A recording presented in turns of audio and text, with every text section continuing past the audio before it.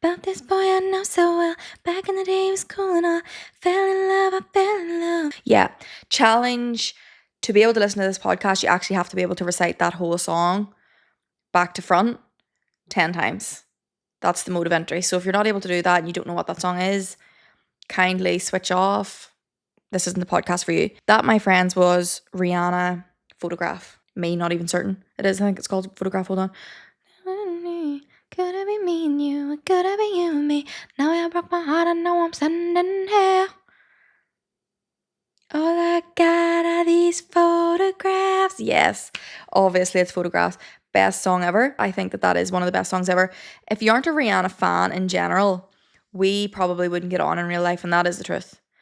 Rihanna to me is so deeply ingrained in my being. I can't even separate the two. Me and Rihanna go hand in hand.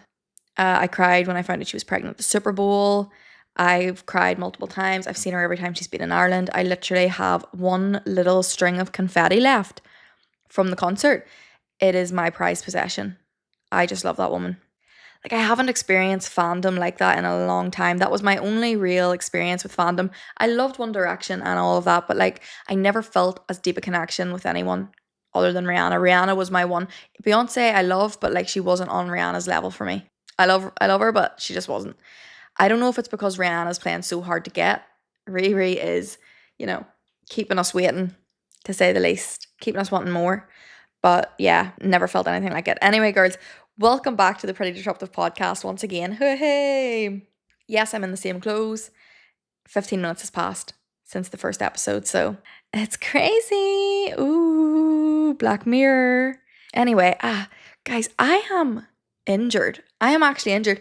Tell me why, right? I have got up the courage to go to the gym. I've started the gym. Everyone clap for me. Let's take a second and clap for me. Hey, the crowd goes wild.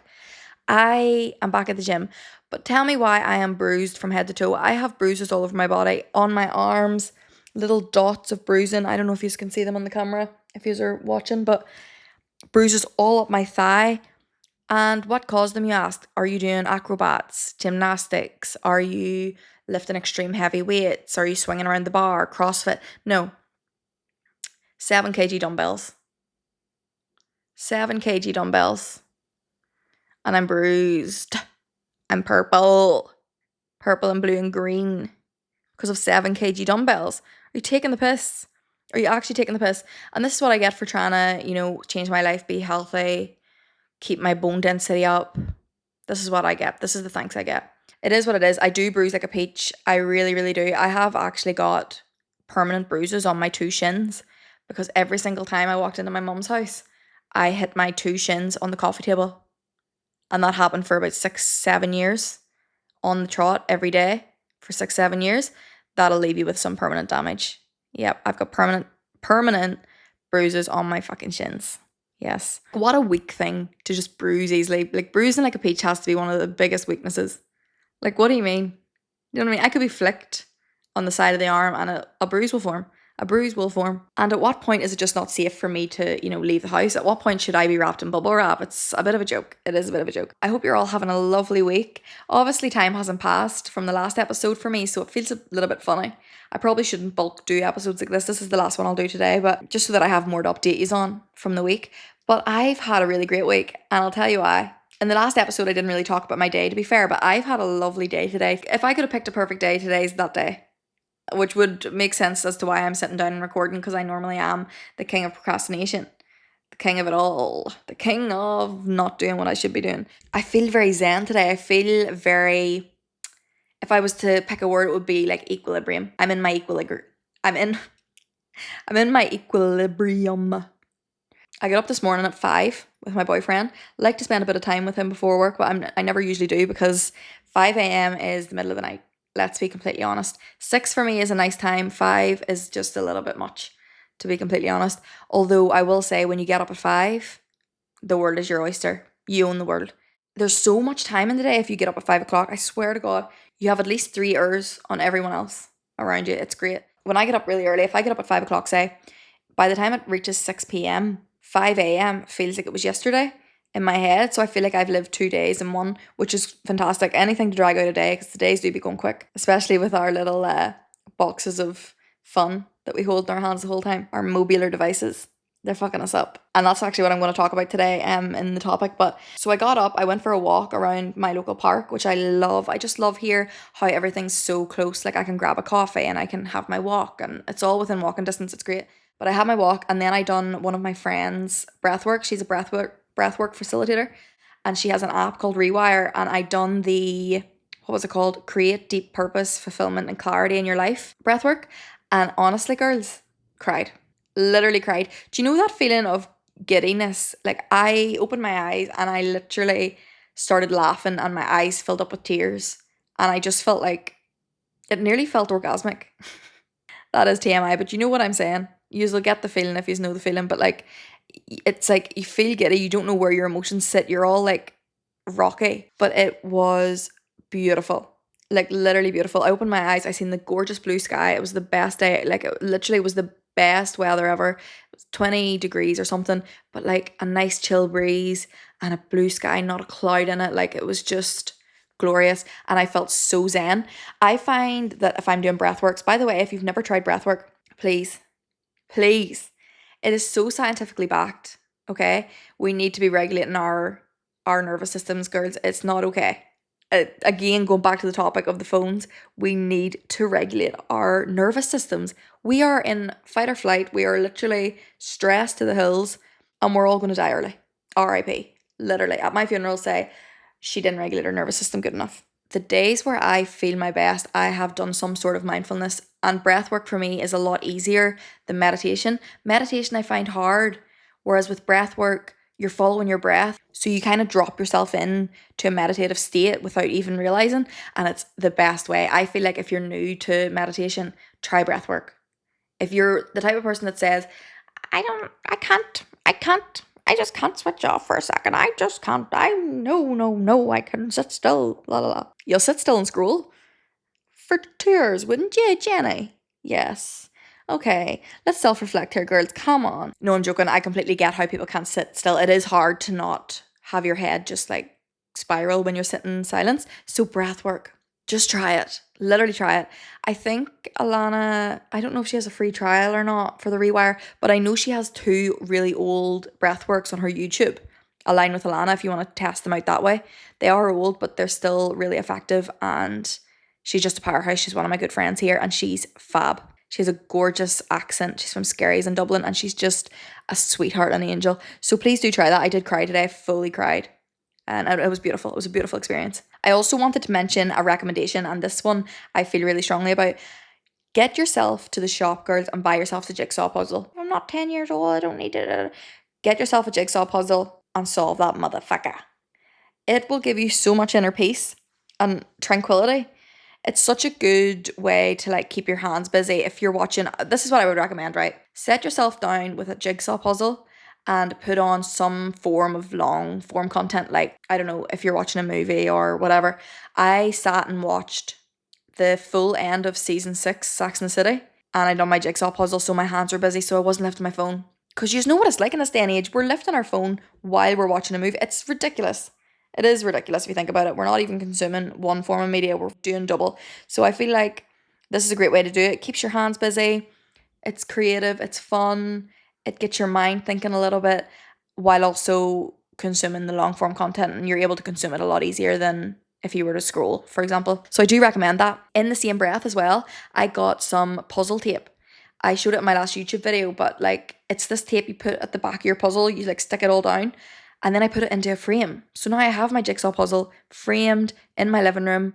It's a cute Alice in Wonderland one. It's all really funky and it has like Humpty Dumpty and like lots of little nursery rhymes, and like there's Alice with a big long neck, and it's just a vibe. There's lots of different wee things going on. It's a bit of a crazy puzzle, to be honest. There's elephants with wings. Yeah, it's one of those, but it's so fab and I love her, and I'm so glad that I found the puzzle tape, because now it doesn't feel wasteful to do the puzzle. I think it's a bit annoying to do a puzzle and then have to break it up and put it away. Like that's a bit of a buzzkill in my opinion. So you do the puzzle, you stick her together, you put it in a frame, and here you go. Bob's your uncle. So yeah, that's my recommendations for the week. I actually had a ball doing that, really did. Anything to get me off my phone at this point, girls, because I've been having a little bit of a, what would you call it? A phone heavy few weeks. You know, one of those periods where you know you shouldn't be on your phone, but you're getting up in the morning and you're lifting your phone anyway, and it's just like this impulsive thing that you're choosing to do. Like, you're not prioritizing being off it, so you're just on it the whole time and kind of, I don't know, avoiding everything else.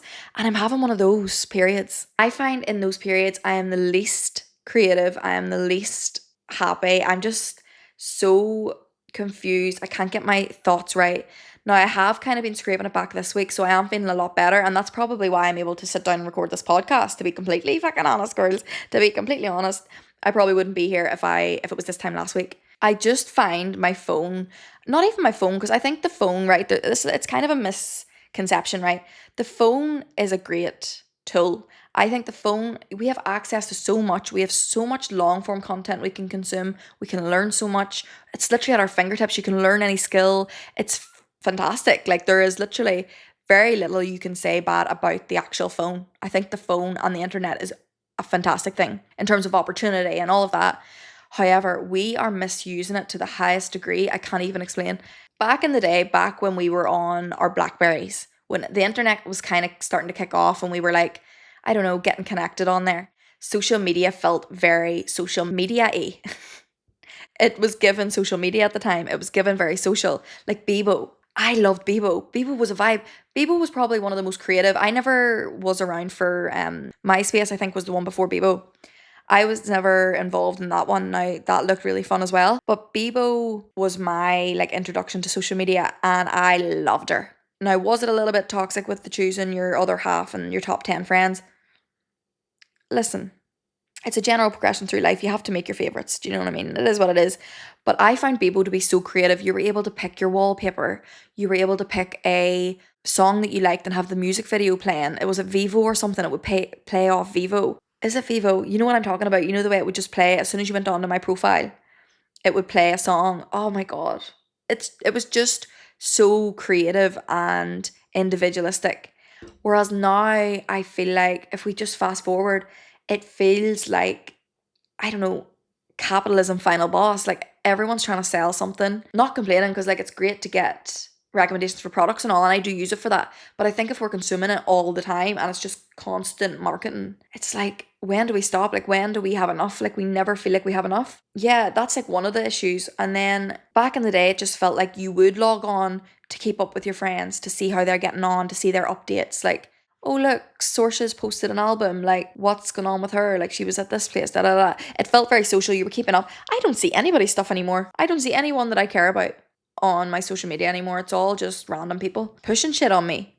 If it's not things, it's opinions. And I'm like, oh, in small doses, happy days. It's great to have other people's opinions and to learn from other people. The problem, I think, is though, it kind of creates like a echo chamber of your own opinions, or it creates like a complete opposite. It feels very extreme. It's really feeding like extreme ideas all the time. You're not really getting middle ground, and there's no context with the short form content now, and TikTok's just kind of bang bang bang.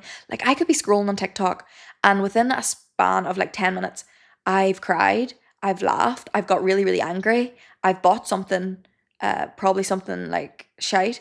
It's a lot of yo-yoing of emotions. I can't handle it. I can't freaking handle it. My body's shutting down, mate. My body's shutting down, mate. I'm really bad at accents. I really want to get better at accents. I'm going to put that on my 2026 vision board. I've just been feeling disappointed in myself.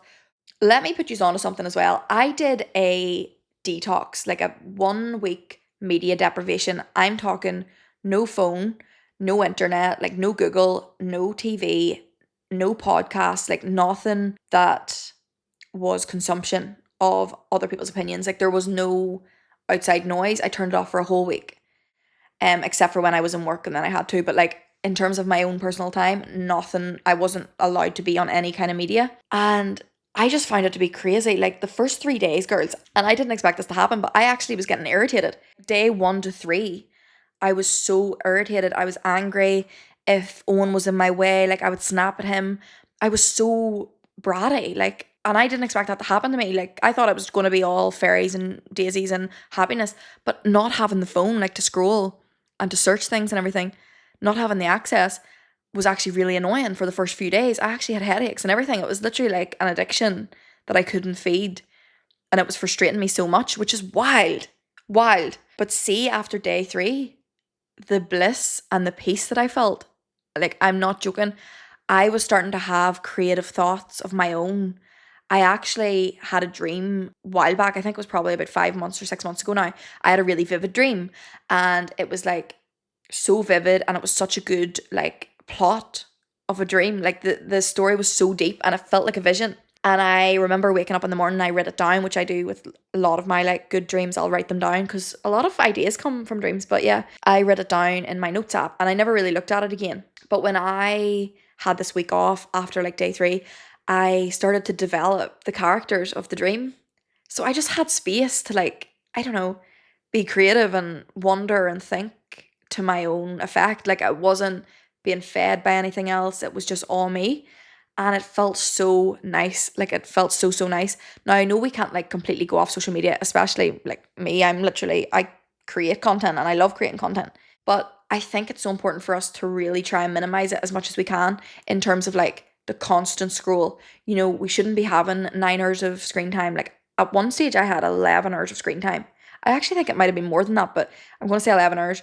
11 hours, that is all of my waking hours. I didn't look up from the phone once. I feel like life is passing us by and we're just on the phone. And it's mad as well because I'm aware of the effects of it and I know how like it's literally frying us. I feel guilty when I'm on it, but somehow I can't get off it. It is full addiction. And that is why I will never understand. See if I can stop my children, like whenever that day comes, if it does come. I literally don't think I would want them to have access to the internet the same way we do. Like, I'm sorry, and I know like it's famous last words. All parents are like, yeah, we'll see once, like whatever. But I'm like, there should be laws against it. Kids should not be able to have them. Like, they should not be allowed to even look at them. Unless it is long form consumption, a child should not be like TikTok, any of that craziness. Like, look at how addicted we are, and we have the education and the knowledge like of the why. They're just getting all of the dopamine addiction, all of the overstimulation, all of the negatives without the understanding of it and without the guilt that comes along with it. So they're just having a great time, and all of a sudden they wake up one day and they're like depressed and they feel sadness and they can't even like explain why. So like, yeah, I just think it's very toxic how we're using it. There is definitely a way not to consume it as much. There should be time limits for ourselves every time we're on the apps. Like, we shouldn't be scrolling for more than, 45 minutes. And 45 minutes, even though that is a long time, I think if I was to do 45 minutes switching between the apps, seeing some videos, whatever, that would be enough entertainment for me. I don't feel like we need to keep on going. Like, at what point do you just be watching the same stuff or like the same stuff in a different format? It's all like, there's only so much consumption you can have in a day that's actually going into your little tiny nugget of a brain. Just something I've been thinking of a lot recently, and like how I feel so powerless to it sometimes, which is so mad because like literally we have all of the power to choose not to. But again, it just comes down to that addiction, doesn't it? Like, that need for like instant gratification, that instant entertainment, the mind numbingness of it, which I love the mind numbing thing about it. It should be used as entertainment, but we're going too far, girls. We are going too far. So I have a plan. I have a plan for us all. If you just want to get involved, let me know. I think we could do it together. We can do this. There needs to be a movement. Even kids' programs now, everything's so fast and rah, rah, and this is all, look at this, bam, bam, bam, bam, bam, bam. You know what I mean? Back in the day, I was watching Bear in the Big Blue House. The camera wasn't barely moving an inch. Was it drawn? Was it literally drawn? I don't even know how they created that, but like everything seemed so slow when we were younger, and then all of a sudden the switch happened and it was like rah, rah, crazy. Imagine how the kids are feeling. Like, I can't even, sometimes when I'm in the room and like Bluey's on or whatever, I'm getting overstimulated. No wonder their wee brains are like fecked.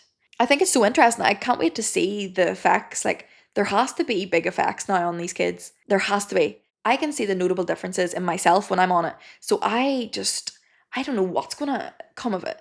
I don't know if they'll just adapt to it and that'll just be the way it is, or if there is going to be like issues mentally. Like, I definitely think there has been an increase in like teens and stuff with depression. It does feel like that. I don't know if that's just because we're seeing it in the media, but like, yeah, it feels as if it's a problem. But obviously, we'll probably not know for years the real effects of like just even dementia and Alzheimer's and everything, because our brains, our poor little brains, oh my god, it's actually crazy. You'll see with social media and everything now as well, it's all about comparison and validation. And I'll even find, because I create content, sometimes I'll be asking myself, am I doing this because I want to do this, or am I doing this because I'm doing it for to film it or I'm doing it to show it. Do you know what I mean? And it's something I ask myself all the time just in case, because it is very hard to like find that line between creation and your life. Like if you're a content creator, sometimes it can take over. It takes a lot of boundaries not to let that like spill over into your like real life, especially someone like me that just shares life in general. Like I just share lifestyle content, you know, my life, the vibes, whatever. It's hard to differentiate the two.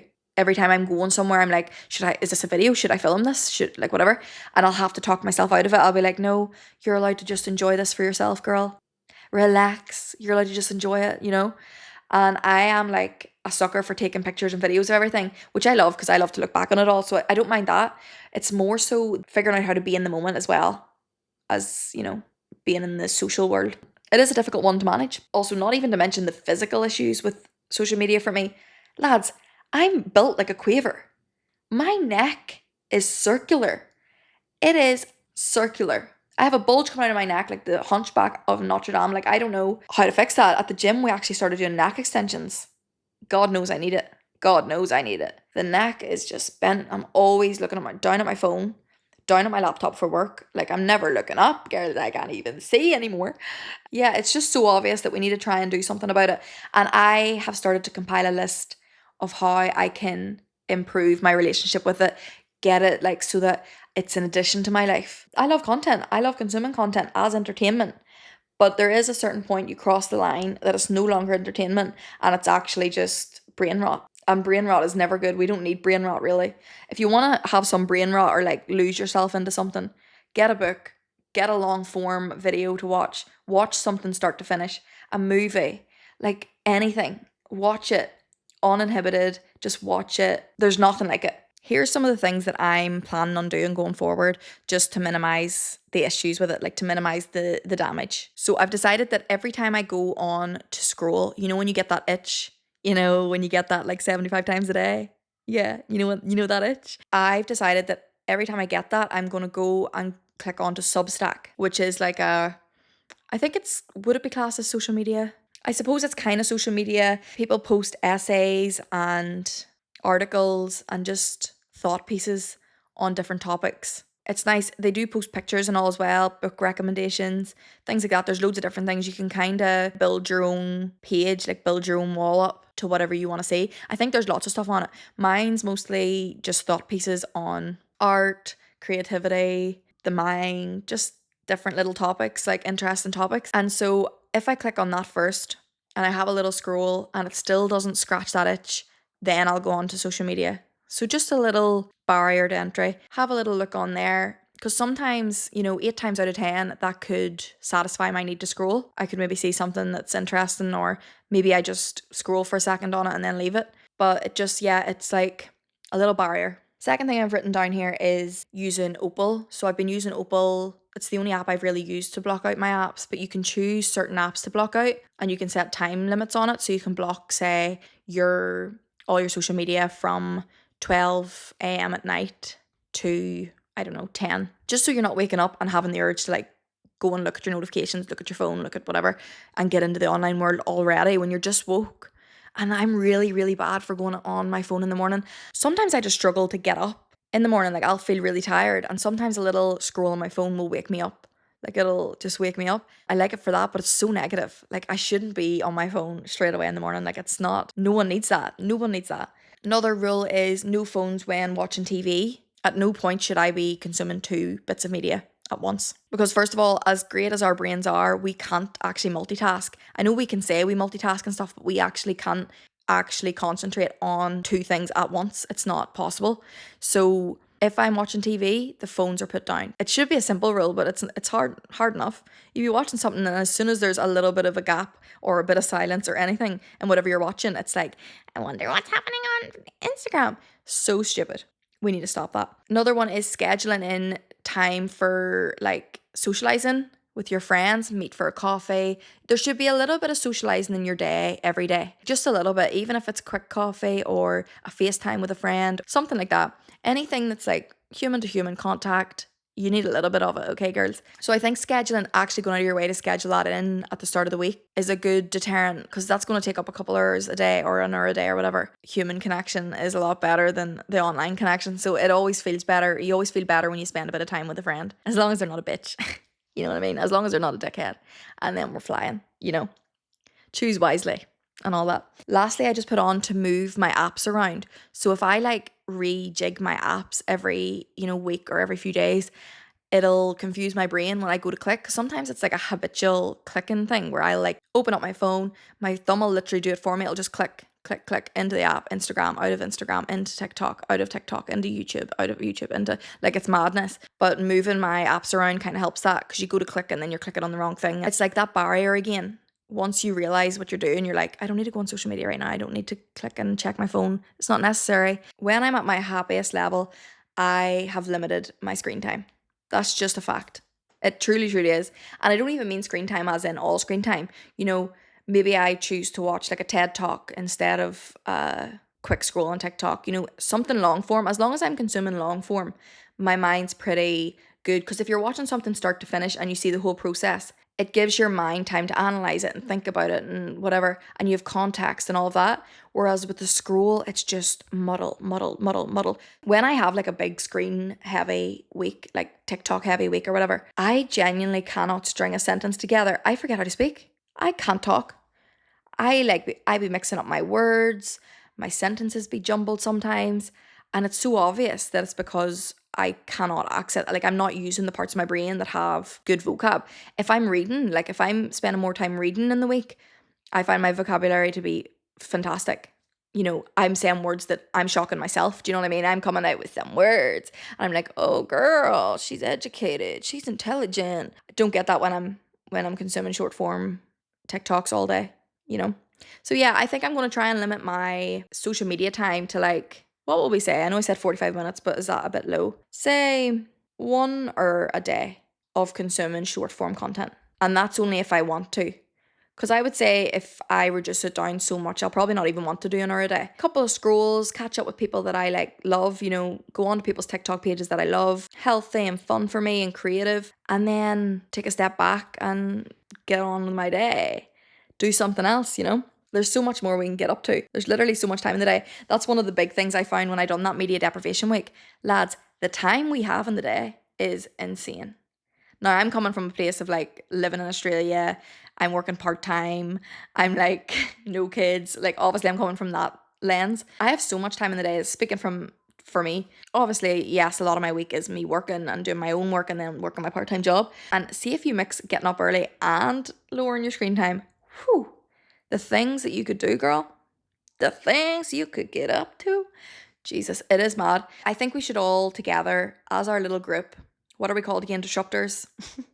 Somebody please come up with a better name. Is Disruptors good? I mean, Disruptors is maybe kind of cute. As a community, we need to come together and we'll do this little challenge where we try to limit our screen time. How about it? And we'll listen to podcasts instead. Oh, I know I already done my recommendation of the week, but I have another recommendation, and this one's a good one. I came across this podcast, and I am always looking for a podcast that's like entertaining, scratches an itch for me. I know I keep saying scratching an itch. I got a lot of itches. I got hives. I'm covered in hives, girl. I actually do get serious hives. I think I'm allergic to just dust and air. I get hives randomly all the time. Anyway, do you know a podcast that you can just switch off and like either learn from, but it's not preachy? Like, sometimes I do like a preachy one, but sometimes I fucking don't. I don't want self-help all the time. Sometimes I just want to learn about something cool. I love, again, special interests. Honestly, I just love learning about things that I would never have learned about. Just random topics. And I found the perfect podcast. It's been going for 15 years, which is insane. I think it started on the radio or something, but it's called Stuff You Should Know. And it's these two guys. They're like just two American, like geeky, like guys just nerding out for an hour on different topics. A couple of weekends ago there, I literally spent 3 hours listening to them and colouring in. That's what I chose to do. This is what I mean by doubling up on your activities. Not two media forms, one media form and one like physical form of entertainment. It's the best thing ever. It is the best thing for me. If I choose something that's physical while consuming something that's media and long form. I was colouring in all evening, 3 hours by myself in the house and listening to episodes on, what did I learn about? I learned about noise pollution I learnt about the Roman Colosseum, and I learnt about Project 100,000. So it was about when they lowered the standards. I think it was McNamara lowered standards of US military entry. There was people that were joining the war that had like minimal mental capacity. Like there was people with learning difficulties.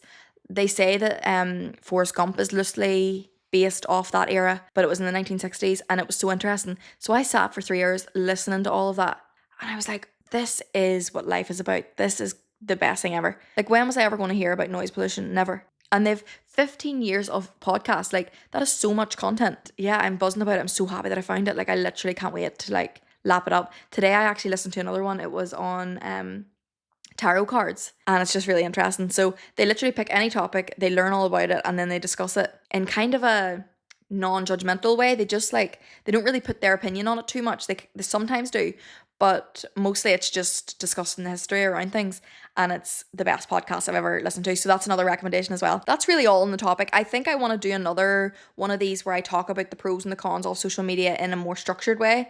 I did want to do this podcast kind of off the cuff. I kind of wrote down a couple of bits, but like, I didn't really structure or plan it very well. Only because, girls, if I sit down and structure or plan for any longer, this podcast is never going to get out there. So I just need to start, and that's what I'm doing today. But I'm so excited for what the podcast is going to be, and I'm actually buzzing. I do want to mention the Woman of the Week, or Disruptive Woman of the Week for me, is going to be Jacqueline Hartman. She is the author of I Who Have Never Known Man. She's a Jewish lady. She actually survived the Holocaust, but she wrote this novel she published it in 1995, and I read it this week, and I just want to give her some props because I feel like she's a disruptive woman. The novel is like nothing I've ever read before. It was the most uncomfortable, unsatisfying read ever, but you could tell that it was on purpose. If you haven't heard of it, it's basically a dystopian novel about this girl who grows up in a bunker with 40 women. She was the only child that was put into the bunker, but they have no idea why they were put in this bunker, and you never find out in the book. It's really like it just goes round and round circles. But the way that she was able to make me feel as a reader, like I felt the same feelings that I imagined the protagonist is. I could feel how she was feeling, and it was just a really interesting way of writing, and I feel like it would have been disruptive. Now obviously I wasn't around in 1995, it was a couple of years before I was born, but I feel like that would have been a disruptive thing for a woman to do, a novel like that. And I think it's only really started to boom now because of TikTok. Well, hey, phones, the positives. It's so brilliant and like so raw, and it's just like nothing I've ever read, honestly. The closest thing I've read, I haven't read a lot of old books, you see, like old novels. I'm trying to get into some of the classics and some of the older, like the iconic books from like ages ago. I did read 1945 by George Orwell, and I want to read a couple more of his bits, but it was probably the closest thing I could think to this book, like because it was dystopian and whatever, but it just, yeah, fair play to Jacqueline Hartman, legend. A great book. I definitely wouldn't recommend you to read it if you like just satisfying books. I wouldn't really bother because it really isn't satisfying. Like it's not, like a lovely fucking Frida McFadden where it's so like satisfying to read. You get a start, middle, ending, nothing like that. It's such a nearly tedious, anger-provoking, like you have so many questions, but so does the protagonist, as she has so many questions. It's just very like you're at like the same level as the woman in the book. So pretty cool. So she's my woman of the week, my disruptive woman of the week. She was a bit of a last minute pick. I do need to sit down and learn some more about disruptive women in the world, and I will. And hopefully in coming episodes we'll get more into the depths of these amazing women. But she is amazing in my head, and I actually have a sore voice. I've been talking for so long. I feel like I've been talking for about 4 hours. But girls, that's the end of the podcast. Hey, first full podcast. Everyone clap. Woo! I'm having so much fun, and I can't wait to plan out my episodes and figure out what our topics are going to be. If you have any ideas for topics, let me know. Anything you want me to chat on. I'll be talking to you again next week, and thanks for tuning in. It means the world. If you can, I don't really know how podcasting works, but if there's a way to rate the podcast, comment on the podcast, please do. All of that helps. Engagement is great for a new startup podcast. But yeah, love you all so much, and I'll see you next week. Love ya. Bye.